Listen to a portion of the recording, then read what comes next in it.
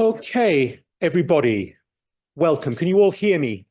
Okay, that is excellent. Thank you. I hope you're all comfortably settled in our lecture hall. It's a great pleasure to welcome you all to this conference here at King's College London, and we're also welcoming several hundred people who are following this event online. My name is Adam Sutcliffe. I teach history here at King's. I'm based just on the other side of the Strand in our history department. And this is the second time that I've had the pleasure and the honor to work with the Balfour Project to host at King's a large-scale conference about the need for a just peace in the Middle East. The first conference here took place in this very same hall 6 years ago in May 2018. And we were then reflecting on the 70th anniversary of the establishment in 1948 of the State of Israel and of the Nakba. The conference was very informative and stimulating, and it was productively hopeful. Since then, though, the situation in Palestine, as we all know, has got far, far worse. Worse, I think, than even the bleakest fears of any of us who were here in this hall 6 years ago. And alongside the catastrophe that has unfolded most dramatically in Gaza over the past 8 months, there has also been a worsening of the climate of debate in this country, and indeed in many other countries, about Israel and Palestine. So I'm very heartened that my own employer, King's College London, didn't hesitate for a moment when I approached them to ask if we could host this event on this subject here. Yes, thank you very much. And in connection with that, I'd like to thank many colleagues here at King's behind the scenes who've helped to make this event possible, especially our events coordinator, Justina Ladoche, who's been working very hard with us on this, and the King's security team. And I'd like to thank the Balfour Project for making a number of free spaces available at the conference for our own King's students, a number of whom are here. My own research expertise is on Jewish history and on Jewish, non-Jewish relations. I've written on the history of anti-Semitism. I've also written and, in fact, edited a book on the history of philo-Semitism, because I think that subject, the tradition of Western idealization and identification with Jews, is often overlooked, but it plays also a very important part in the history of Jewish, non-Jewish relations, not least in the mentality, the outlook that led to the Balfour Declaration of 1917. And it's to remind us of that and of that intertwinement of this country, of Britain, with the increasingly catastrophic situation in Palestine, Israel, ensuing from the chain of events from that declaration, that the Balfour Project has the name that it has. And it's in that spirit of holding ourselves to account to the history that we ourselves, our country, is involved in, that I think brings us here today in part, and philo-Semitism and its history is part of that. Also, over the past couple of years in particular, I've been writing about the abuse of the concept of anti-Semitism, and also, most distastefully, the abuse of the memory of the Holocaust and the pedagogy around the Holocaust, to cast a chill over criticisms of Israeli actions and over solidarity with Palestinians. This, as I imagine you all are aware, has been done and is being done through a number of means, through the promotion of tendentious definitions of anti-Semitism, through arguing that entirely legitimate criticisms of Israel are anti-Semitic, through a losing of any sort of proportion in relation to the racism and hatred experienced by other minorities, and in putting forward the suggestion, a version of which we heard only yesterday from our health secretary, that bans are needed, for example, on the simple wearing of a Palestine flag on a badge, because they might make Jews feel unsafe. Well, I myself am Jewish, and since October, I've been regularly marching in the large Palestine solidarity marches through central London, usually as part of a sizable Jewish bloc, as we call ourselves, usually numbering several hundred people. And very far from feeling unsafe, we've only encountered the warmest of welcomes. And I also find it very distressing that sections of our media and our politicians seem to prefer focusing attention on claims that certain people feel unsafe rather than highlighting the situation of millions of Palestinians right now trying to survive through a situation in which they manifestly are desperately unsafe. So our focus today is primarily on not dynamics in the UK, but on what is happening in Palestine. But we also, as in a sense I've already said, are here mindful of our responsibilities as citizens, of the role that our country and other Western countries could take to make this situation better, to find a way forward. And it's, while in some ways the election taking place has led to changes in the programme, we don't have any politicians here to speak to us. I think it's also very timely in this election season that our minds are even more focused on the issue of not just the need for peace with justice in Palestine, Israel, for everybody living in that region, but also the importance of our political system, our politics, our citizen activism to push in that direction. So in a moment, I'm going to hand over to Andrew Whitley, the chair of the Balfour Project, who will set the scene more fully to the conference. Before that, very briefly, I just have a few housekeeping matters I have to cover. Firstly, if you hear the fire alarm, that means that there is a fire, very likely. There are no drills scheduled for this afternoon. So please, if you hear the fire alarm, as quickly as you can, but calmly and steadily, head for one of the 4 exits. There are 2 at the front and 2 at the back. You then follow the exit signs, but all routes lead you in that direction and ultimately out through the door through which you entered this building from the Strand. There's no exit to the north. If your mobility is in some way impaired, you would be safest sitting towards the rear of the hall and to be able to exit those doors at the back, because then you have a step-free exit to the street. If you exit from the front, you then come out on the lower level and have to take the main staircase up to the floor that you entered on and then exit onto the Strand. Then please, if there has been a fire alarm, disperse from the area for about half an hour before you then return and see if we are at that point able to admit people back into the building. Secondly, there will be, for a brief period, some filming, some television filming of the conference. It will be from the back of the hall. None of your faces will be filmed.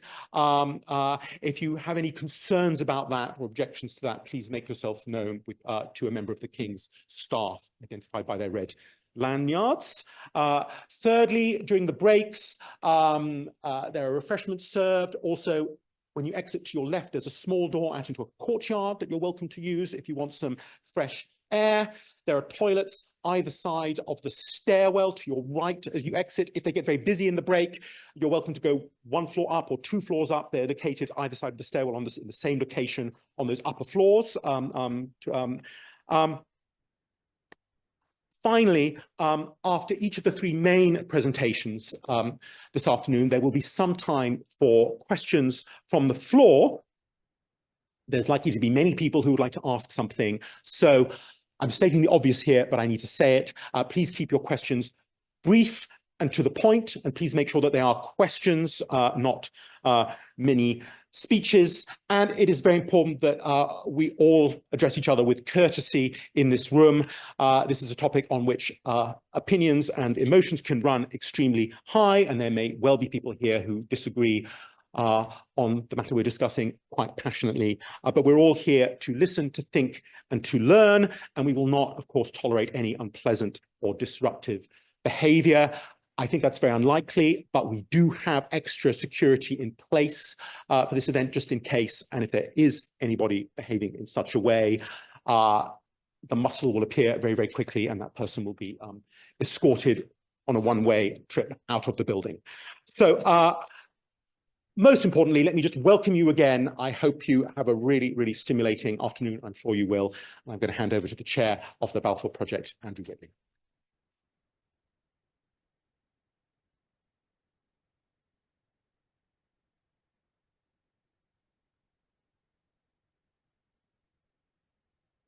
Thank you, Adam. Welcome, Excellencies, ladies and gentlemen, dear friends. My thanks to Professor Sutcliffe and to King's College for co-hosting this year's Balfour Project Conference. It's really great to see this packed hall. We're very grateful for your continued interest in and support for our work. I also want to extend a warm welcome to the many hundreds of people who are following the proceedings online. This is our 7th annual conference, and arguably it is probably the timeliest conference. Given its bloody backdrop, I think it's likely to be the most consequential as well. So as we mark 8 months of the worst violence between Israelis and Palestinians since 1948, let us reflect together on the appalling cost in human lives, the dead, the missing, the injured, the children who are orphaned or maimed for life. The many innocent victims are the reason why the Balfour Project has consistently demanded an immediate ceasefire, as well as the release of all hostages and those arbitrarily detained. Could I therefore ask you now to join me in a minute's silence to remember them?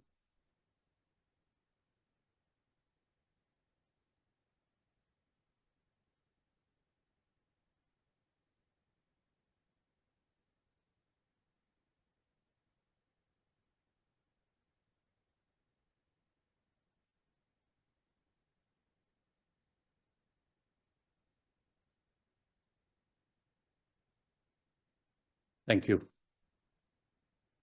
Friends, over the next 4 hours, I anticipate that at times you will be dismayed, or even upset, or perhaps enraged by what you will hear.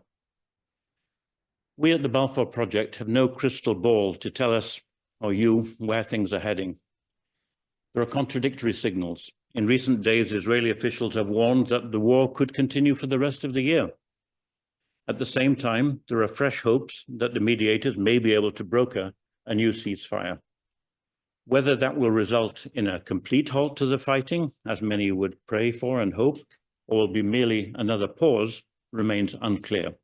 What is clear is that the UN Secretary General, Antonio Guterres, was right. The events of 7th of October did not happen in a vacuum. The Nakba didn't end, it continues. We shall try to look for hope in the midst of the darkness, and we will aim to be practical. With your help, we want to refine, prioritize, and finalize the draft action plan shared with you in advance of this conference. Copies should be on the seats in this hall, at least I hope so, and we seek comments also from our online participants. Taking forward the demands that we will finalize through the action plan will be at the top of our charities agenda for the coming months. Our next government will take office in 4 weeks' time. The challenge for us then is to articulate those steps that must be taken urgently to help bring fighting to an early end, and then provide Palestinians and Israelis alike with the peace, security, and justice they both need and deserve. The security of one side cannot be prioritized over the security of the other. Under our current government, the United Kingdom has tamely followed the line set by Washington. In doing so, I would argue, it has made a mockery of our country's claim to stand for the rule of law. We need to work together to ensure this will change after the 4th of July.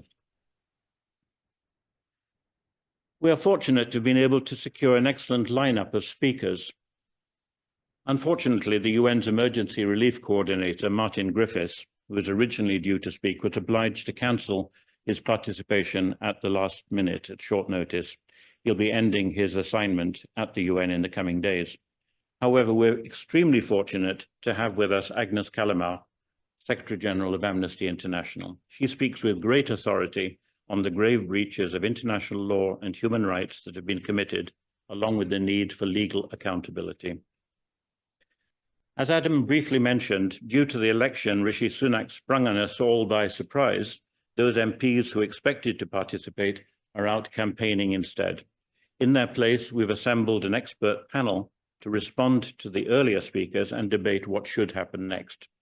You will also hear from the Balfour Project's brilliant peace advocacy fellows, They will explain how young people here in the UK can help bring about change.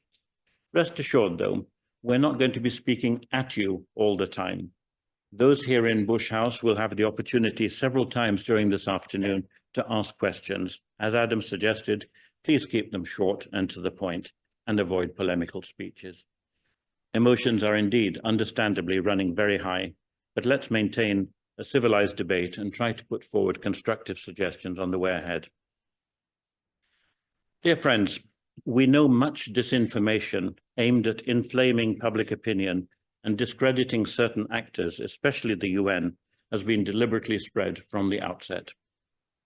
When trying to sift fact from fiction, what is undeniable is that starting with the Hamas attack against Israeli civilians living near Gaza, one atrocity after another has been committed.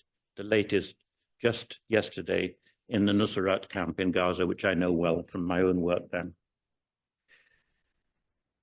These graphic images of the grievous harm done to civilians wound all our souls.